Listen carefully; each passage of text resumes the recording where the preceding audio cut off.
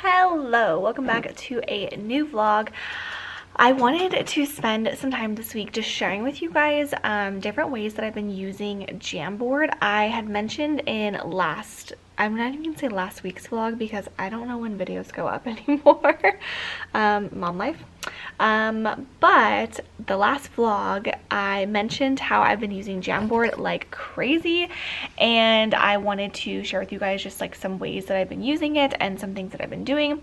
I've been using Jen Jones' pack that I bought off of TPT like crazy. So I just have the Google like the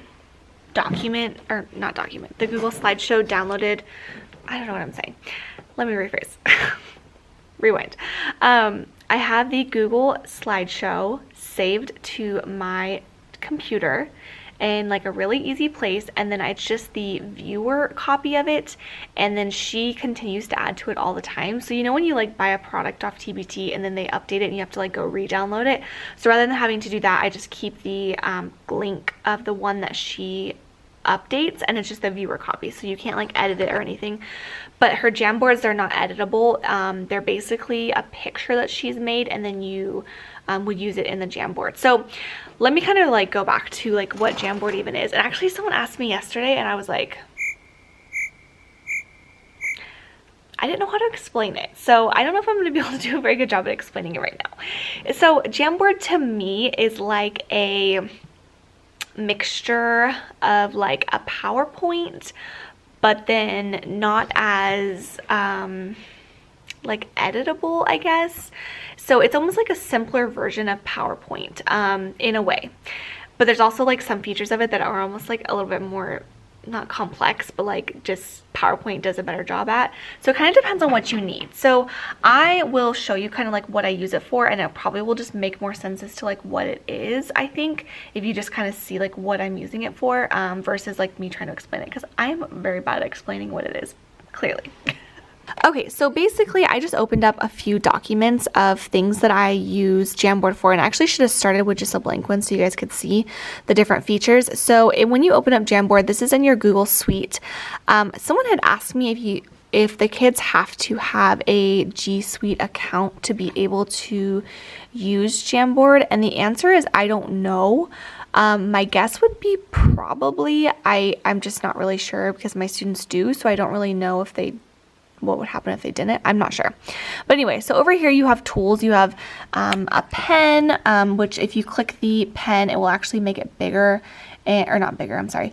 It will give you more options, and it's the end of the day, so I'm sorry, this video is going to be kind of a mess, but it gives you options and it gives you some colors. So very basic, like this is all the color options you have. Very basic compared to PowerPoint. You also have an eraser, just to go back to your select tool, and then this is the sticky note. The sticky note is the most used item that I use. This is why I love Jamboard, honestly, is the sticky notes, because PowerPoint doesn't have a feature like that. You can also insert pictures just like you would on you know, any PowerPoint or whatever, and then you can also do shapes. If you hold it down, there's a couple different shapes you can pick from, and then a text box, and then the laser is just if you are presenting, you can kind of like, hey, listen to this thing or whatever, and then just disappears. So that's what that's for. I don't ever use that feature. Actually, I kind of forget it's there. I should probably use it more often, but it's kind of one of those things I just sort of forgot it's there. So what I do is I will, like this I actually took from Wonders. It was just an outline, and all I do is I screenshot 1.5 million things. So I use the snipping tool when I'm on my desktop. If I'm on my Chromebook, I just actually screenshot, but this I just use a snipping tool, and then this is what this ends up just being a picture, and the picture can just move around. One flaw I would say that Jamboard has is that you can change the background, but you can't change it to a picture. They only just give you these options that you can change it to, which are honestly nothing exciting. So I really wish you could change it to a picture because I hate that this can move around. Unlike in PowerPoint, I change the background to the item that they're working on so that they can't move it around, because it's hard for 7-year-olds when they're working in stuff like this to not move the background around.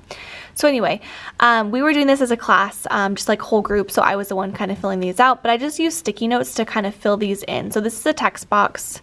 And then the sticky notes are the way that I filled it in. So it's just like easy, and almost like it's great for presenting things and then like working on it as we go. This was something I had it displayed on my screen, and then we were just kind of working on it and I was adding to it. Another way that I've used it is with questioning. So readers ask questions. So who, what, when, where, why, how. The kids will give me questions that they can ask. These ones came from Jen Jones' pack. I can actually show you her pack just so you guys can see it. And again, I would just put sticky notes here as we go. I could send this to the kids. They could add sticky notes. I've done that too. Different things you could do with it. There's honestly a million things you can do with the Jamboard, which is really cool. You could do it whole group. You could do it with just, you know, just a student. You could do it with the whole group and the kids have access to it or whatever. So then today, this is one that we did. This is the first frame, and we were working on main purpose or author's purpose. And so this is our like learning target and our success criteria. I just threw these little stars here because those are the two things that we were kind of focusing on the most today. And then I just, again, I snipped this from a TPT product. And then on the next frame, I had, I just threw this together in PowerPoint. So we're talking about the author's purpose. And then tomorrow we will find some evidence. And then this is just a text box. So this is just a picture. And that is a text box. So I actually have a file in my on my computer where I just make stuff for Jamboard. So this is where I will make the actual like templates if Jen Jones doesn't have one in her pack that works for me. And then that way it's not movable, or sorry, it's not I can't like move the letters. They're kind of stuck there, so it's at least the whole thing is kind of moving together versus like all of these pieces being separate. And then I like that I can add my fun fonts and all that kind of jazz. So that's my little pack in here, and then I update like the learning targets and stuff like that I'll add in there, and anything that I just kind of make. Okay, so then this is another way I've been using it. This is, again, just an idea from her pack. You throw a picture down, and then you can have the kids label the picture. This is for my ELD students.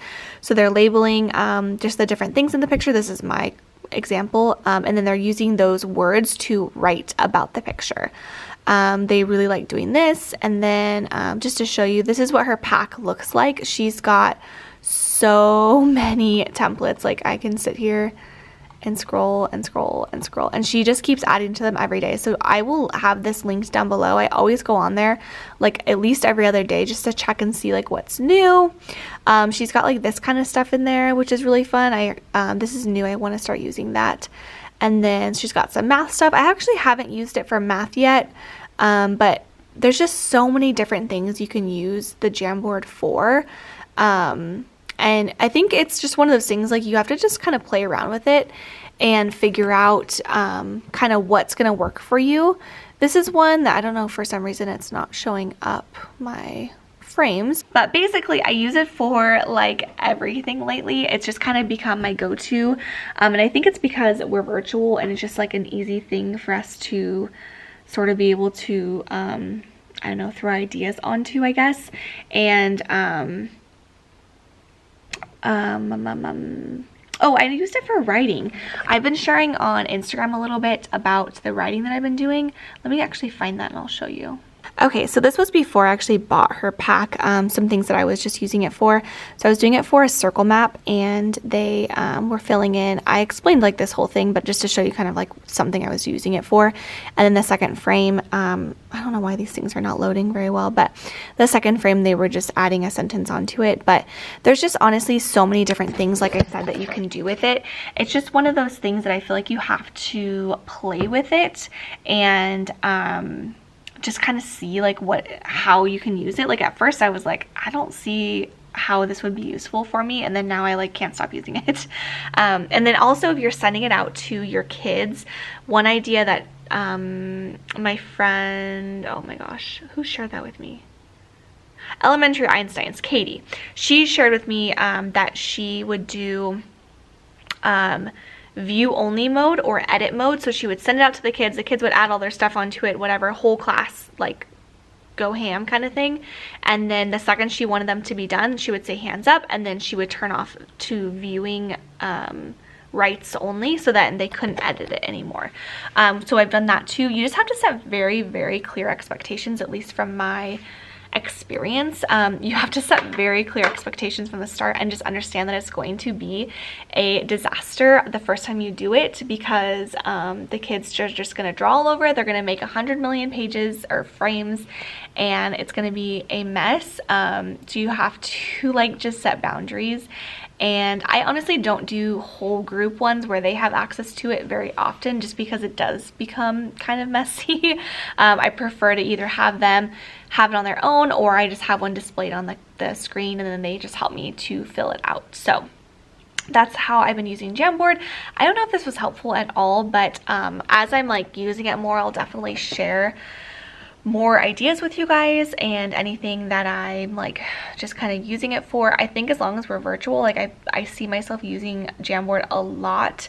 And then I hope like maybe once I get this computer working and I figure out how to use it, I can probably use Jamboard a lot for that too, because it is kind of like a nice presentation versus PowerPoint. It's not as nice looking when you're not in presentation mode. Is that what I'm trying to say? Sometimes. So yeah, I don't know. I'm gonna go though, because I am exhausted and it's 4:30, although it feels so late because the time changed and it's dark and I have to go pick up Eloise. So I'm gonna head out, and I will catch you guys in my next vlog. If you found this helpful at all, give it a thumbs up and leave a comment down below if there's anything you guys want me to cover. It's kind of hard for me to vlog lately because there's just not very much for me to talk about, so I am trying to maybe think of like things I can just share with you guys in terms of like teaching, not so much just like a vlog of my day, because I don't really do much. I just stand or sit at my desk all day and teach from the computer. So if you guys have any ideas, leave a comment down below, and I will catch you guys in my next video. Bye!